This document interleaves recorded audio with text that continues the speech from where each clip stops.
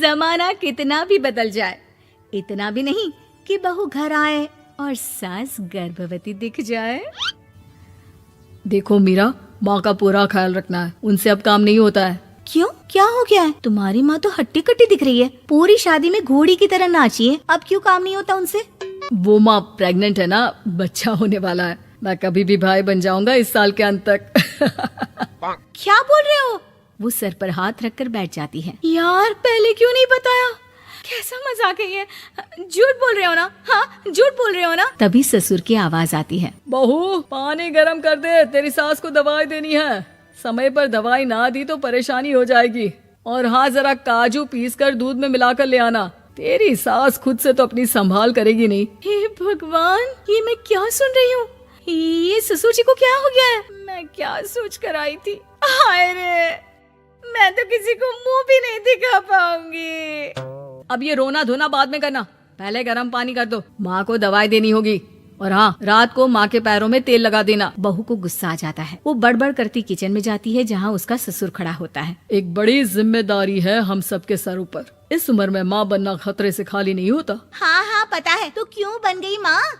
अरे खतरे से कम नहीं है तो क्या जरूरत थी लल्ला पैदा करने की? कैसी बात कर रही हो बहू? क्या तुम खुश नहीं कि घर में एक नया मेहमान आएगा, छोटे छोटे पैरों से पूरे घर में घूमेगा? पिताजी, ये हाथ जोड़े आपके, आप यहाँ से जाओ। ये शायरी बाद में बताना, अभी मैं पानी गरम करके थर्मस में दे देती हूँ। सारा दिन पिलाते रहो गरम पानी। और हाँ, ये बच्ची की बात बार बार मुझसे कोई नहीं करेगा। बहू का पारा अब चढ़ा ही रहता था। वो काम तो सारा करती, लेकिन किलस किलस कर। मीरा सारे काम से फुर्सत पाकर बैठी होती है कि माँ का फोन आ जाता है। बेटा, बहुत बड़ी जिम्मेदारी है तेरे सर पर, अच्छे से निभाना। ससुराल में हर किसी को खुश रखना वैसे तो मुश्किल है, लेकिन भगवान ही हिम्मत देता है बहू को हर कुछ सहकर सबको खुश रखने की। क्या बड़बड़ किए जा रही हो माँ? जानती भी हो कि यहाँ क्या चल रहा है? मेरी सास, अरे तेरी सास तो देवी है देवी। कितने खुश हो रहे थे सारे तेरी सूरत देख देख कर। पता नहीं जैसे बहू नहीं कोई मन मांगी मुराद मिल गई हो उन लोगों को। अरे बात तो पूरी सुनो। मन मांगी बुरा तो पूरी हुई है। अरे मेरी सास को बच्चा होने वाला है, प्रेग्नेंट है वो। क्या बकवास कर रही है मीरा? ये बात किसी को कहना मत। मुझे तो बता दिया, लेकिन अब अपनी जबान सिल ले। कहाँ है तेरी सास? बात तो करा मेरी। पूछू जरा, पोता पोती खिलाने की उम्र में खुद का बच्चा खिलाने का शौक कहाँ से आ गया? और आया भी तो बताना तो चाहिए था। अब क्या नाक कटाने के लिए हम लोगों से रिश्ता जोड़ा है? रुक, तेरे पापा से बात करती हूँ। मीरा फोन रखकर लेट जाती है। वो एक सपना देखती है कि उसकी गोद में एक बच्चा खेल रहा है। भाभी की गोद में कितना खुश दिख रहा है ना, लग ही नहीं रहा कि भाभी है। मैं तेरे लिए क्या लाया हूँ, सोने की बालियाँ। तेरी शादी में तो मैं बुढ़ा हो जाऊंगा ना। अरे कैसी बात कर रहा है बेटा, इसकी जिम्मेदारी तो तू ही लेगा।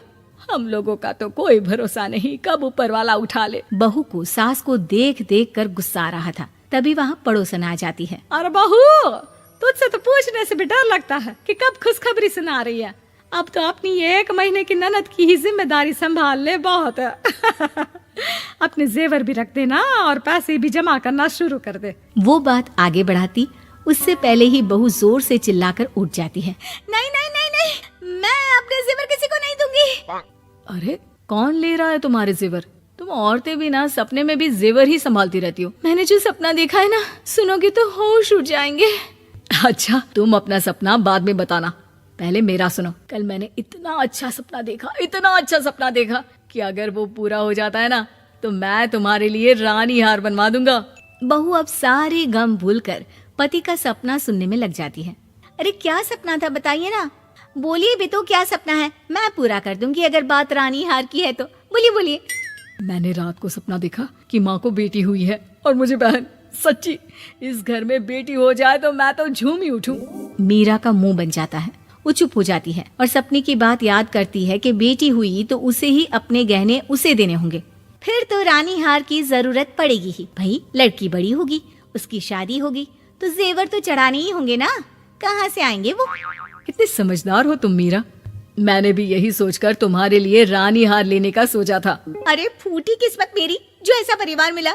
मेरे पापा की तो मैं अभी क्लास लगाती हूँ, जो सब जानते हुए भी ऐसे परिवार में मेरी शादी कर दी।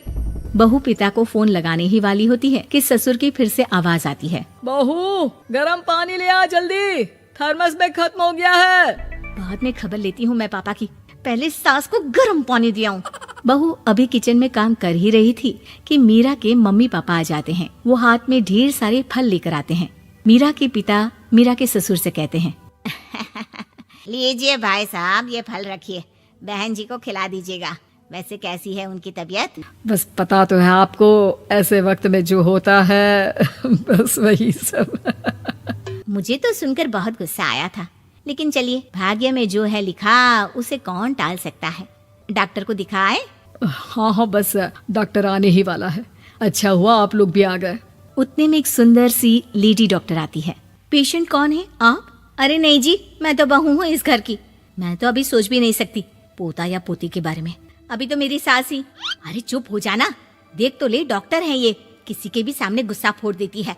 डॉक्टर कमरे में जाती है और थोड़ी देर बाद बाहर आ जाती है। पीछे से सास भी निकल आती है।